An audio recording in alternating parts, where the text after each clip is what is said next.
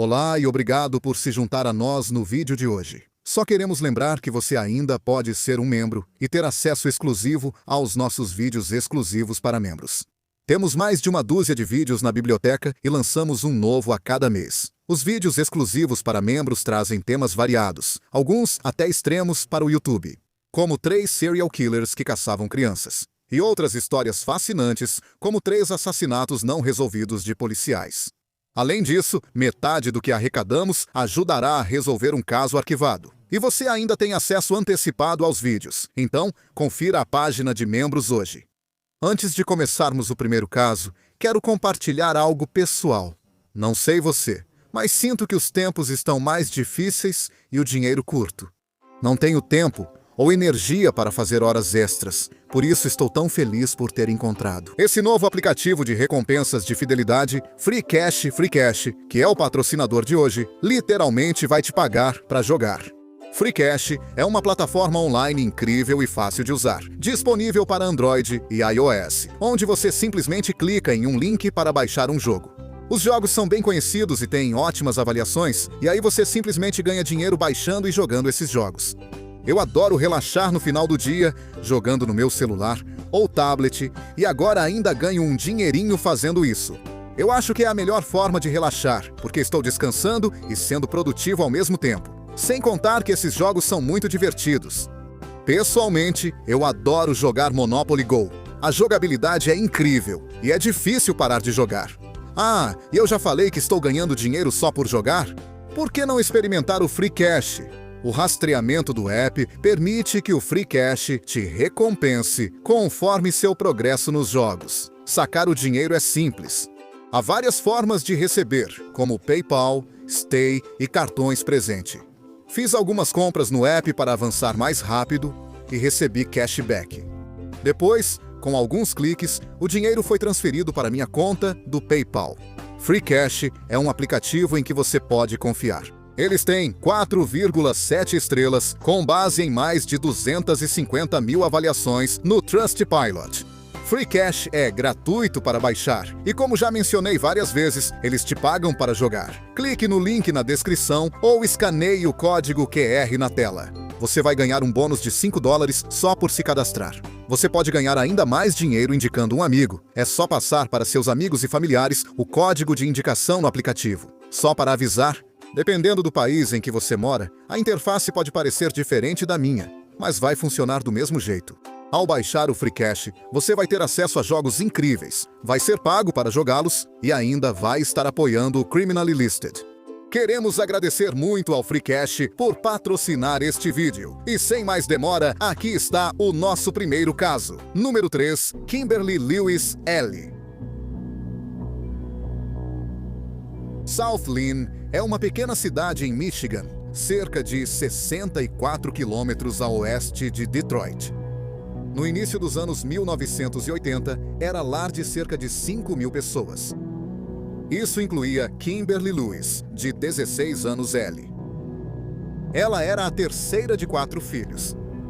Ela era extrovertida e gostava de festas. No início de 1982, Kimberly estava passando por um período de rebeldia.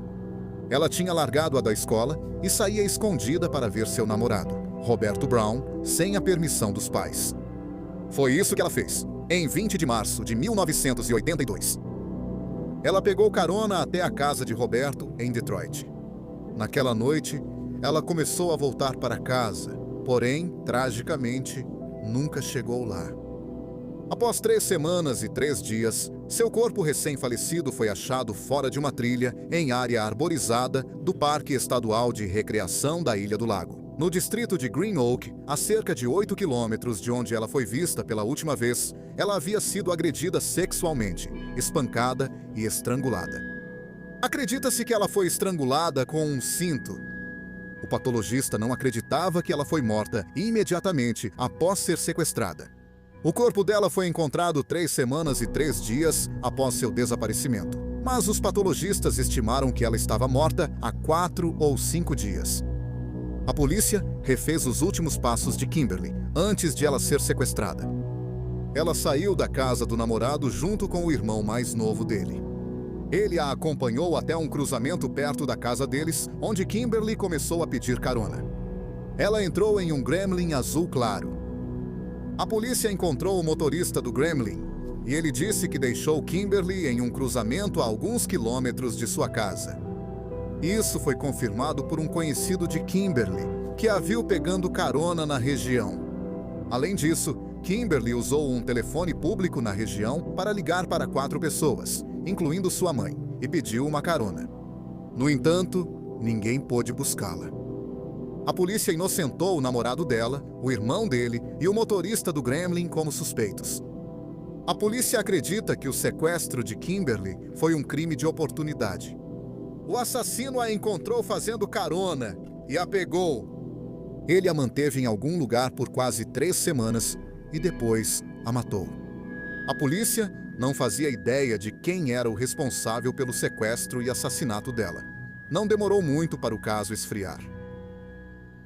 No verão de 2022, a Polícia Estadual de Michigan tinha um programa de estágio para estudantes da Universidade Estadual de Michigan.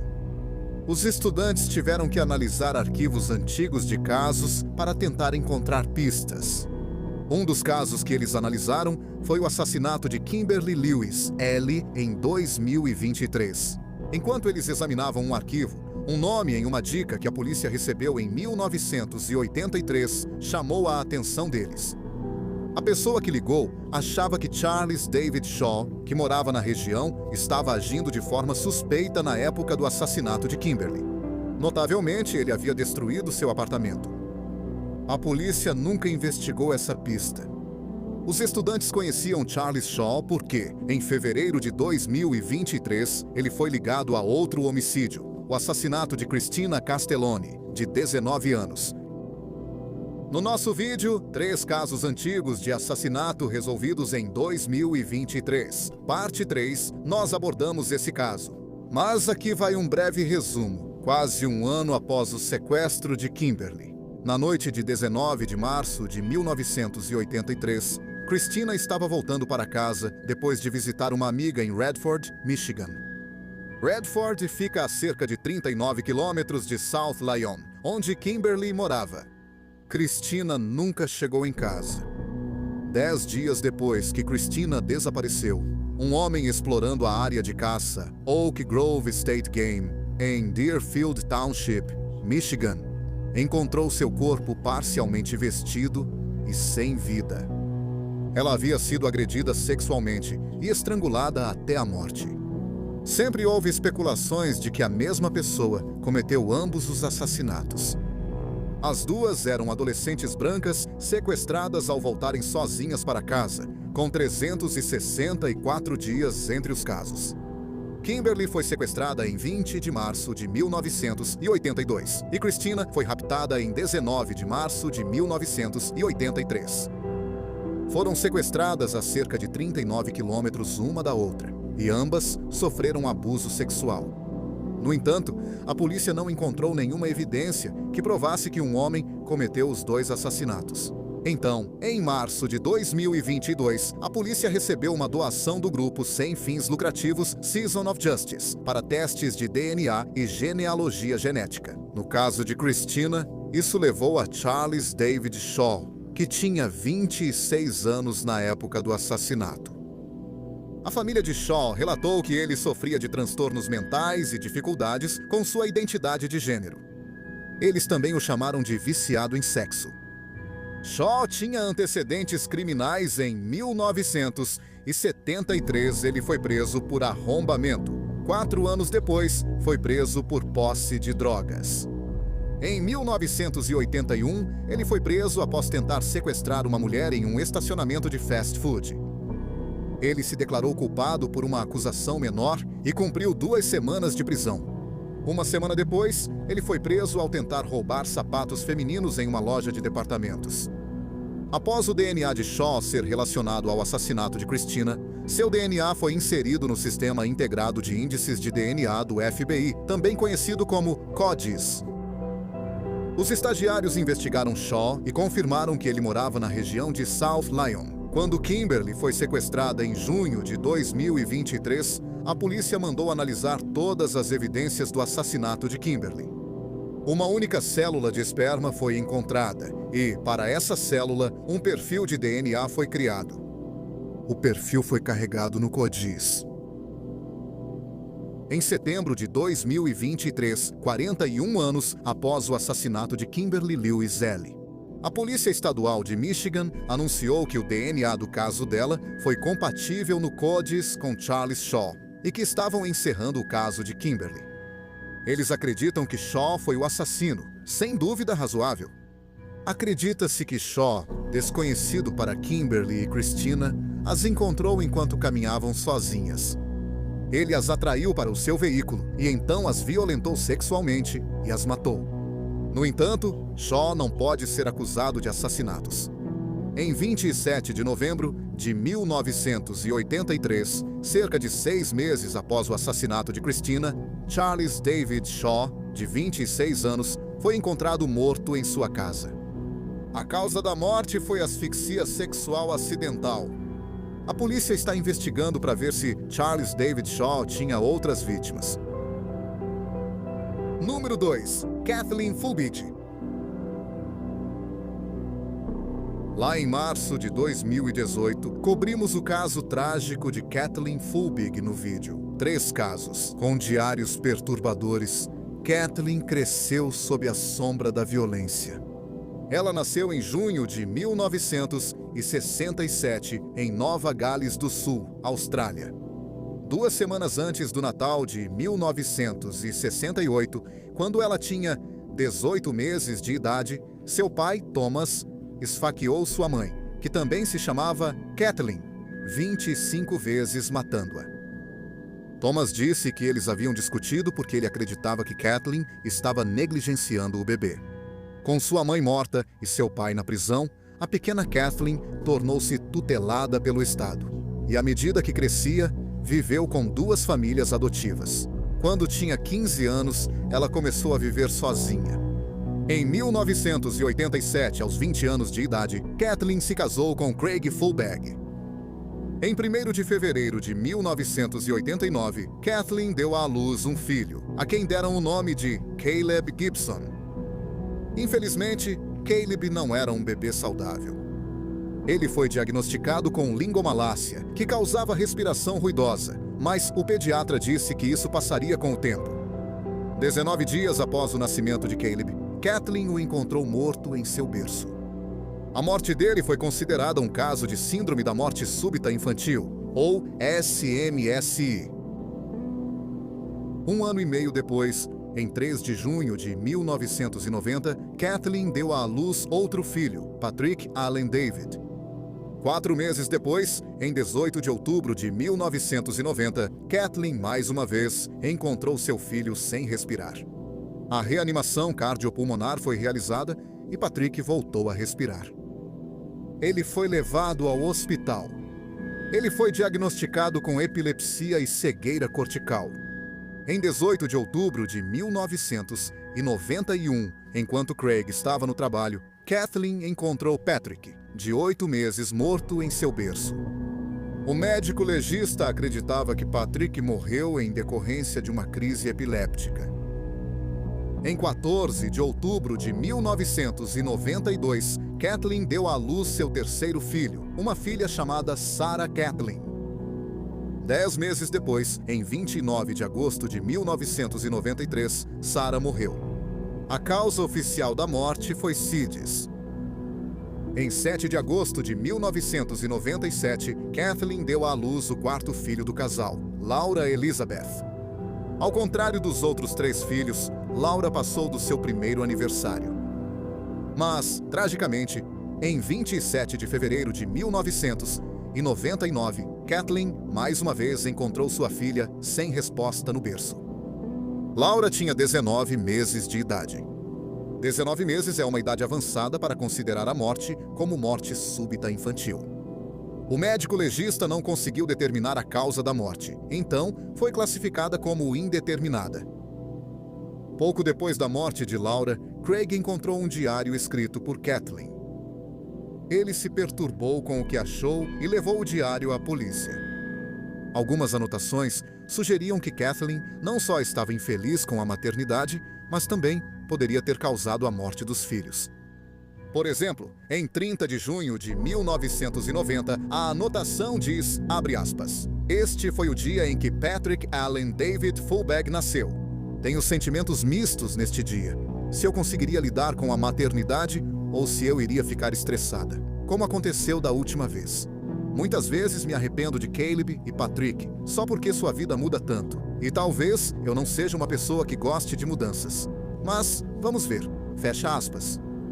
Então, em 14 de outubro de 1996, pouco antes de ficar grávida pela quarta vez, Kathleen escreveu, abre aspas, "Obviamente, sou filha do meu pai, mas acho que já passei da fase de perder a paciência e de ficar frustrada com tudo. Eu sei que deixo as coisas acontecerem e sigo o fluxo, uma atitude que eu deveria ter tido com todos os meus filhos. Se eu tiver a chance, vou agir assim com o próximo." Fecha aspas. Quando sua quarta filha tinha 3 meses, Kathleen escreveu, "Acho que lido melhor com as crises de choro dela do que com as de Sarah.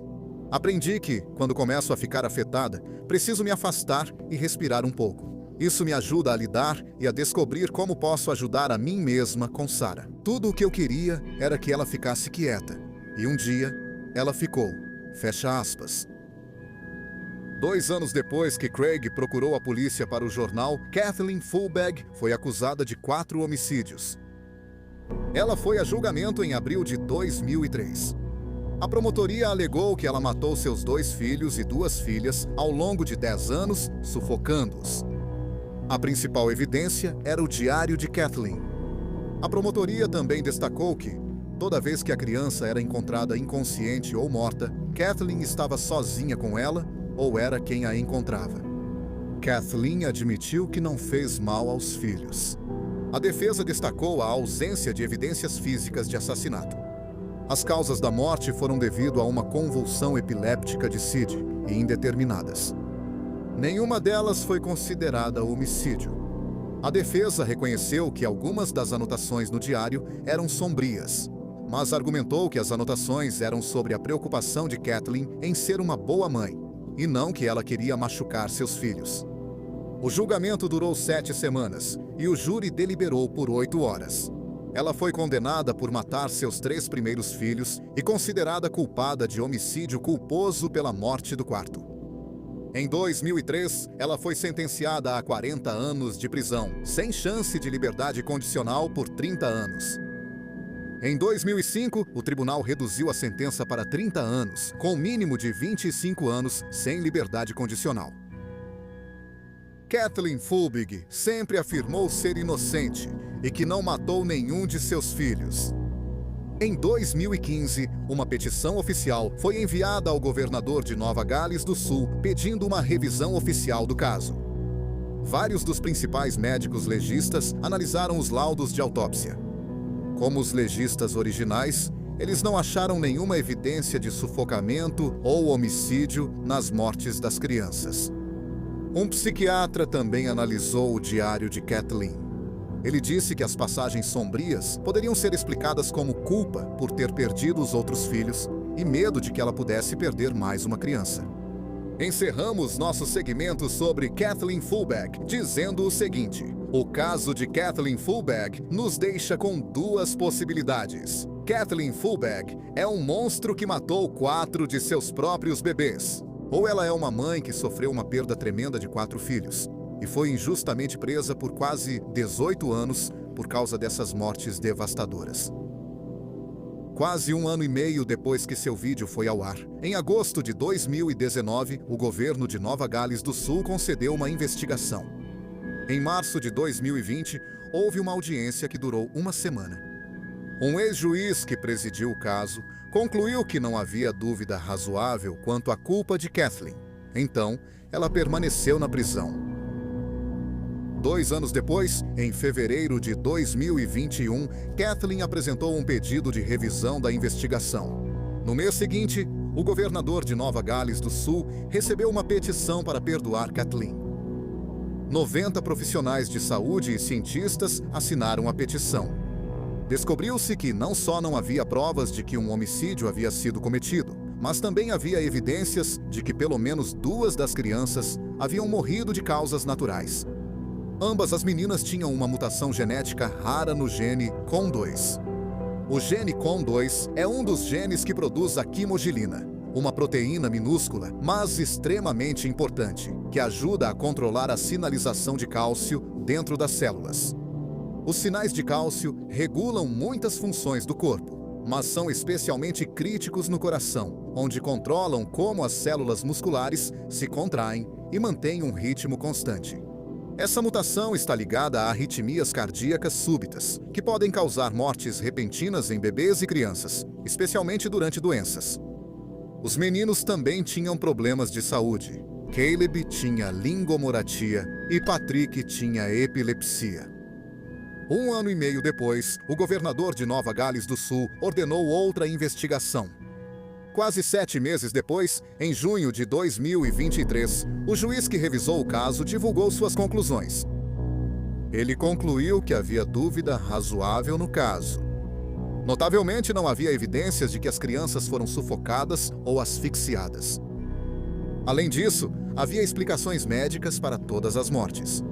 Um dos principais pontos do caso era que todas as 4 crianças morreram, o que mostrava um padrão. Mas acabou que Kathleen e Craig foram apenas muito azarados. O juiz também acreditava que os trechos do diário eram expressões de luto e culpa. Ele também observou que ela nunca confessou no diário. Em 5 de junho de 2023, Kathleen Fullbag recebeu um perdão incondicional. Ela passou 20 anos injustamente na prisão por assassinar seus 4 filhos. Em agosto de 2025, ela recebeu uma oferta de 2 milhões de dólares australianos, o equivalente a 1,3 milhão de dólares americanos, em indenização. O advogado dela chamou isso de, abre aspas, profundamente injusto e desleal, fecha aspas. Vários especialistas jurídicos acreditavam que ela poderia receber mais de 10 milhões de dólares australianos. Em setembro de 2025, um livro que Kathleen co-escreveu, Inside Out, foi publicado. De acordo com o site da editora, Kathleen Fullbag, de 58 anos, mora em Newcastle com seu cachorro resgatado, Snowy. Carol Ann Dougherty. No vídeo de julho de 2018, 3 assassinatos horripilantes e não resolvidos em igrejas, apresentamos o caso de Carolyn Dougherty, de 9 anos. Em The Almond, 1962, Carol morava em Bristol, um distrito da Pensilvânia. Por volta das 16 horas do dia 22 de outubro de 1962, Carol saiu de bicicleta em direção à biblioteca pública, que ficava a menos de 2,2 quilômetros de sua casa. Ela deveria devolver 2 livros e depois voltar direto para casa. Quando não havia retornado até as 16h30, sua mãe ficou preocupada e começou a procurá-la. Ela achou a bicicleta da filha fora da Igreja Católica de São Marcos, cerca de 3 quarteirões da biblioteca, na mesma rua. Ela procurou no andar principal da igreja, mas não viu a filha. Ela voltou para casa e o pânico dos pais aumentou, quando descobriu que Carol ainda não tinha voltado para casa. O pai de Carol saiu para procurá-la e foi até a igreja. Após buscar no andar principal, ele subiu ao mezanino do coral. No topo das escadas estava o corpo sem vida de sua filha de 9 anos. O pai de Carol deixou o corpo no mezanino e encontrou um dos padres da paróquia, que chamou a polícia. O legista concluiu que Carol havia sido abusada sexualmente e estrangulada até a morte, provavelmente com um cinto. A polícia tinha 2 principais suspeitos, que não tinham álibis para o horário do assassinato. Um deles era William Schrader, de 24 anos. Schrader morava na esquina da igreja e foi visto do lado de fora da igreja. Às 4h30, que é por volta do horário do assassinato, Schrader foi interrogado e negou ter cometido o assassinato. Ele disse que trabalhou até às 4h30 e então bateu o ponto. A polícia verificou com o local de trabalho dele, e no dia do assassinato, ele bateu o ponto às 13h58, não às 4h30. Quando foi confrontado com essa informação, ele mudou a história. Ele disse que estava instalando um motor no carro dele em um ferro velho.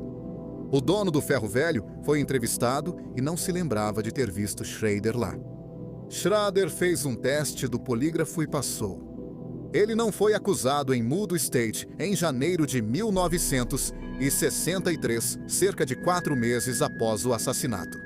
Em 1994, 21 anos após o assassinato, o promotor extraditou Schrader para a Pensilvânia e o fez comparecer perante o grande júri. No banco das testemunhas, Schrader invocou a quinta emenda e não respondeu perguntas. O grande júri concluiu que não havia provas suficientes para acusar Schrader de assassinato e o liberou. No entanto, William Schrader nunca foi descartado como suspeito. Um segundo suspeito era um dos 3 padres da paróquia, Joseph Sabadish, de 43 anos. Na noite do assassinato, a polícia notou que Joseph Sabadish agia de forma estranha, horas depois do crime. Enquanto a polícia revistava a igreja, Joseph Sabadish fumava um cigarro dentro da igreja. Muitos policiais acharam que isso era uma atitude desrespeitosa dentro da igreja. Durante a investigação policial, os policiais interrogaram Joseph Sabadish. Ele afirmou que durante o assassinato recebia os paroquianos. A polícia falou com os prisioneiros que ele disse ter encontrado, e outros confirmaram tê-lo visto naquele dia. A polícia entrevistou pessoas próximas à igreja na hora do assassinato. Isso incluiu pessoas no distrito comercial do bairro, a poucos quarteirões da igreja. As pessoas viram Sabadish no distrito comercial pouco depois do assassinato, mas antes do corpo ser encontrado, e disseram que ele estava agindo de forma estranha. Um balconista contou que Sabadish perguntou as horas, mas percebeu que ele usava um relógio de pulso marcando a hora certa. Quanto mais a polícia investigava Sabadish, mais histórias estranhas ouviam sobre ele.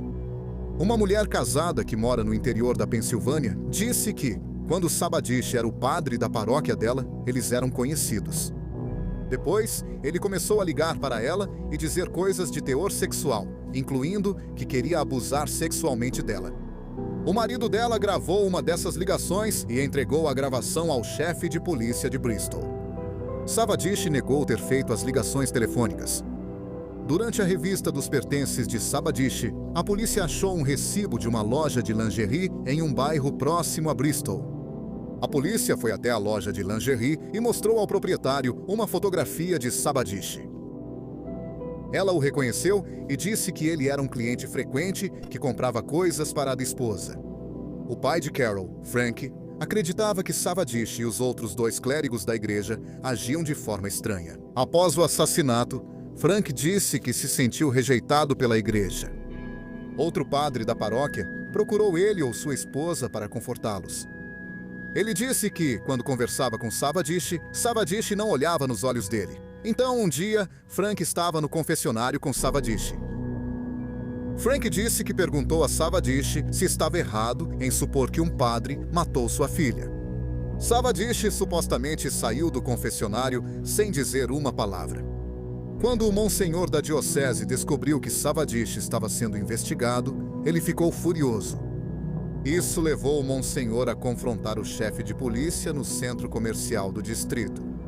O monsenhor acusou o chefe de polícia, que era católico, de perseguir a igreja ao investigar um dos seus padres. O chefe de polícia não se deixou abalar pelo confronto. Ele ordenou que Sabadish fosse levado à delegacia para fazer um teste de polígrafo. Sabadish fez o teste de polígrafo e passou. Ele foi liberado e nunca mais foi interrogado. Após o teste do polígrafo, Sabadish foi discretamente transferido para outra paróquia. Ele ficou afastado, depois voltou à igreja por alguns meses antes de ser transferido novamente. Nos 18 anos seguintes, ele foi transferido pelo menos 12 vezes. Joseph Sabadish se aposentou em 1990. Em 2005, saiu uma lista que continha os nomes de padres da Arquidiocese da Filadélfia, que foram acusados de abusar sexualmente de crianças. Sabadish era um desses padres, disseram um irmão e uma irmã. A partir de 1960, 2 anos antes de Carol ser agredida sexualmente e morta, Sabadish abusou sexualmente deles. Um policial que analisou as denúncias do irmão e da irmã disse que os irmãos eram credíveis. No entanto, nenhuma evidência foi encontrada que ligasse Sabadish ao assassinato de Carol. Mas, assim como William Schrader, Joseph Sabadish não foi descartado como suspeito. Então, em outubro de 2025, 63 anos após o assassinato de Carol Dougherty, o escritório do promotor do condado de Bucks anunciou que estava encerrando o caso. Eles concluíram, sem dúvida razoável, que o assassino era um dos 2 principais suspeitos. Eles acreditavam que William Schrader era o assassino. Ele foi visto fora da igreja na hora do assassinato e mudou de estado meses após o crime. Depois que Schrader deixou o estado, ele foi acusado de agredir sexualmente várias outras mulheres e meninas, incluindo membros da própria família. Não se sabe se ele chegou a responder por essas acusações.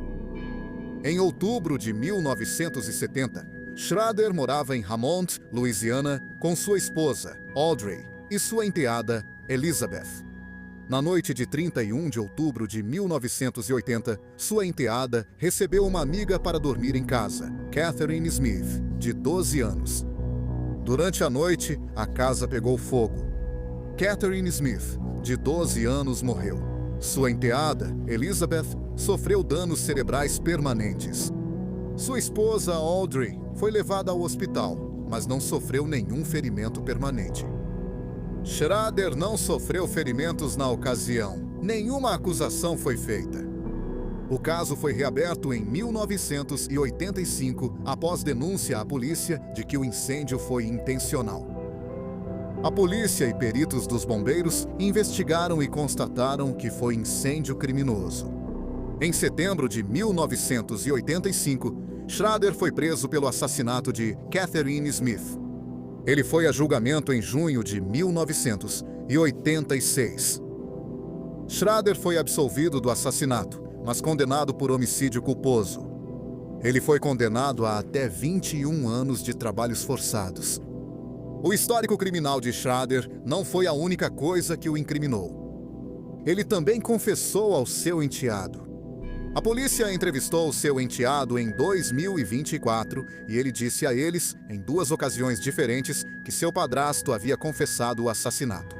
Ele disse que Schrader lhe contou ter atraído uma garota para uma igreja. Seu padrasto disse, abre aspas, tive que matar a garota em Bristol para impedi-la de falar, fecha aspas. Quando Carol foi encontrada, 3 pelos pubianos estavam em sua mão. Em 1963, a polícia coletou amostras dos pelos pubianos de Schrader. Na década desde o assassinato, 141 amostras foram comparadas com os 3 pelos. A única amostra que não pôde ser eliminada foi a de Schrader. Em outubro de 2025, o escritório do promotor disse que havia evidências suficientes para acusar William Schrader pelo assassinato de Carol. No entanto, eles não puderam acusá-lo. William Schrader havia morrido 23 anos antes, em 2002, aos 63 anos de idade. Acredita-se que o outro principal suspeito, Joseph Sabadish, não esteve envolvido no assassinato. Ele morreu em 1999, aos 81 anos de idade. Muito obrigado por assistir. Queremos agradecer novamente ao FreeCash por patrocinar este vídeo. Não se esqueça, o FreeCash vai te pagar para jogar. Use o link ou escaneie o QR Code para receber seu bônus de $5. Mais uma vez, obrigado por assistir. Por favor, fique seguro e cuide-se.